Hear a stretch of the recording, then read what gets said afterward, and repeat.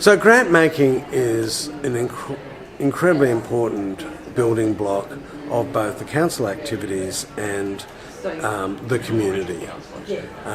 It can be a critical part of the social glue that brings us together, but we all have responsibilities because it can be frittered away in grand ideas that never come off, community groups that have too close a connection to the council and should not be funded.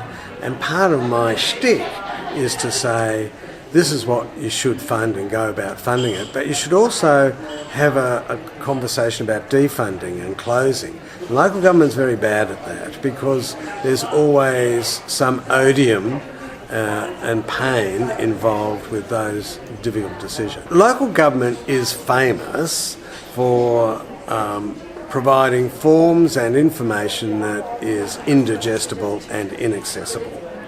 We need to simplify and shorten our forms. It's difficult because grant making is essentially very complicated.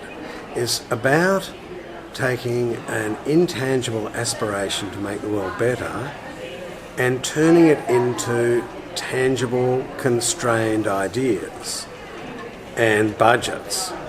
So intellectually, it is actually very difficult to get your head around how do we make this area of our small local community better by dispersing funds. Part of the big issues are making sure that you have a robust decision-making process. Now that sounds like an empty platitude because it is, but it's the first thing that you would say. Secondly, you have to make sure your forms capture your intangible ambitions.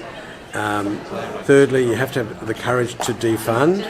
And fourthly, you have to make sure that the groups that you deal with are democratic and kosher. And finally, you have to make sure these conversations reach your councillors' ears, because sometimes councillors have to be involved.